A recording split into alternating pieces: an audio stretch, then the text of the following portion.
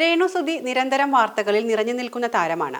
ഒരുപക്ഷെ ഇത്തരം വാർത്തകൾ തന്നെയാകാം അവരുടെ പ്രമോഷനും. നെഗറ്റീവും പോസിറ്റീവും വാർത്തകൾ വരുമ്പോഴും ജീവിക്കാനും എങ്ങനെ ജീവിക്കണമെന്ന് തീരുമാനിക്കാനുമുള്ള അവരുടെ അവകാശം ഹനിക്കപ്പെടാൻ ഒരു തരത്തിലും പാടില്ല. ഇപ്പോഴിതാ ബിഷപ്പ് നോബൽ ഫിലിപ്പ് പറഞ്ഞ ചില കാര്യങ്ങളാണ് ശ്രദ്ധിക്കപ്പെടുന്നത്. ഇത് രേണു സുധിയെക്കുറിച്ച് പരാമർശിക്കാനല്ല, മറിച്ച് സഹായിക്കാൻ മനസ്സു കാണിച്ച ഒരു മനുഷ്യന്റെ നിസ്സഹായതയെക്കുറിച്ച് പറയാനാണ്. ഇതൊക്കെ എന്തിനു പറയണം എന്ന് ചോദിക്കുന്നവരോട് ആദ്യമേ പറയട്ടെ, താല്പര്യമില്ലാത്തവർക്ക് മറ്റു വാർത്തകളിലേക്ക് പോകാനുള്ള സ്വാതന്ത്ര്യം ഉപയോഗിക്കാം. അപ്പോൾ കാര്യത്തിലേക്ക് വരാം. സുധിയെ പള്ളിയിൽ അടക്കിയ ബിഷപ്പ് ഇപ്പോൾ ക്രിമിനൽ കുറ്റത്തിന് അറസ്റ്റിലാണ് എന്ന് രേണു സുധിക്ക് വീട് വയ്ക്കാൻ സ്ഥലം നൽകിയ ബിഷപ്പ് നോബൽ ഫിലിപ്പ് പറയുന്നു. കൊല്ലം സുധിയെ അടക്കിയത് സ്വയം പ്രഖ്യാപിത ബിഷപ്പായ സന്തോഷ് പി ചാക്കോ എന്നയാളാണ്. റിഫോംഡ് ചർച്ച് എന്ന പേരിൽ സ്വയം പ്രഖ്യാപിത സഭ നടത്തുകയായിരുന്നു ഇയാൾ. രേണു സുധിയും കുടുംബവും ആ പള്ളിയിലെ വിശ്വാസികളായിരുന്നു. കിച്ചുവും രേണുവിന്റെ പിതാവും ഒക്കെ പറഞ്ഞത് പ്രകാരമാണ് സുധിയെ അയാൾ പള്ളി ശ്മശാനത്തിൽ അടക്കിയത് എന്നും ബിഷപ്പ് പറഞ്ഞു. ഒരു ഓൺലൈൻ ചാനലിലൂടെയായിരുന്നു അദ്ദേഹത്തിന്റെ ഈ പ്രതികരണം ഇങ്ങനെയാണ്. രേണു പലയിടത്തും പറയുന്നത് കേട്ടു, കിച്ചുവിന്റെ താല്പര്യപ്രകാരമാണ് സുധിയെ പള്ളിയിൽ അടക്കാൻ തീരുമാനിച്ചത് എന്ന്. ഞാനൊരു ബിഷപ്പാണ്. അപ്പോൾ എന്റെ കീഴിലെ ഏതെങ്കിലും പള്ളിയിലെ ഒരു അച്ഛൻ വന്ന് പറയുകയാണ്, ഞങ്ങളുടെ ഇടവകയിലെ ഒരാൾ മരിച്ചിട്ടുണ്ട്, അവരെ അടക്കാൻ സ്വന്തമായി സ്ഥലമില്ല, നമ്മുടെ സിമിത്തേരിയിൽ അടക്കിക്കോട്ടെ എന്ന്.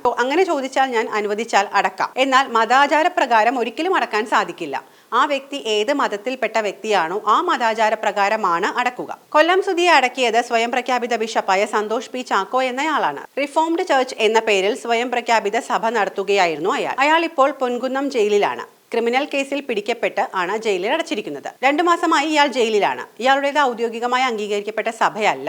ആ സഭ പൂട്ടി, പള്ളി പൂട്ടി സീൽ ചെയ്തു. അയാൾ സ്വന്തമായി തുടങ്ങിയ പള്ളിയാണ് അത്. സുധിയെ ക്രിസ്ത്യൻ ആചാരപ്രകാരം അയാൾ ആണ് അടക്കിയത്. ക്രിസ്ത്യൻ ആചാരപ്രകാരമാണ് സുധിയെ അടക്കുന്നത് എങ്കിൽ സുധി മാമോദിസ മുങ്ങണമായിരുന്നു. എന്നാൽ സുധിയെ അയാളാണ് അടക്കിയത്. സുധിയുടെ മകനും ഭാര്യാപിതാവും ഒക്കെ പറഞ്ഞതിന്റെ അടിസ്ഥാനത്തിലാണ് ഇത്തരത്തിൽ അദ്ദേഹം അടക്കിയത്. സുധി ഒരു ഹിന്ദു മത വിശ്വാസിയാണ്. അങ്ങനെ തന്നെ അടക്കം ചെയ്യണമെന്ന് അയാൾ ആഗ്രഹിച്ചിരുന്നുവെന്നാണ് അദ്ദേഹത്തിന്റെ സുഹൃത്തുക്കളൊക്കെ പറഞ്ഞു കേട്ടത്. രേണു സുധിയെയും എന്നെയും കൂട്ടി അപവാദം പറയുന്ന ചില മനുഷ്യർ ഒന്നോർക്കണം. പൊന്തങ്ങാനം എന്ന സ്ഥലത്ത് ഒരു കുടിസ് വാടക വീട്ടിൽ താമസിച്ചിരുന്ന 2 കുഞ്ഞുങ്ങളെയും അവിടെ കൊണ്ടുവന്ന് താമസിപ്പിക്കുവാൻ KHDCയും ഞാനും 24 ചാനലും ആ ഗ്രൂപ്പും ചേർന്ന് ചെയ്തത് വലിയൊരു പ്രയത്നമാണ്. എനിക്കെതിരെ അപവാദം പറയുന്നുണ്ട് എങ്കിൽ എങ്ങനെയാണ് നാളെ ഒരാൾക്ക് സമൂഹത്തിലിറങ്ങി കാരുണ്യ പ്രവർത്തനം ചെയ്യാൻ സാധിക്കുക? ഞാൻ ആകെ ചെയ്തത് വീട് വെഞ്ചരിച്ചതാണ്.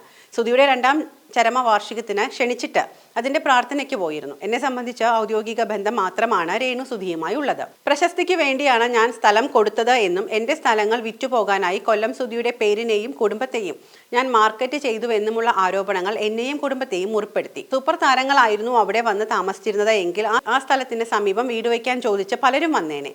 എന്നാൽ കൊല്ലം സുധിയുടെയും രേണു സുധിയുടെയും വീടിന് സമീപത്ത് സ്ഥലം വേണമെന്നാവശ്യപ്പെട്ട് ആരും ഇതുവരെ തന്നെ സമീപിച്ചിട്ടില്ല.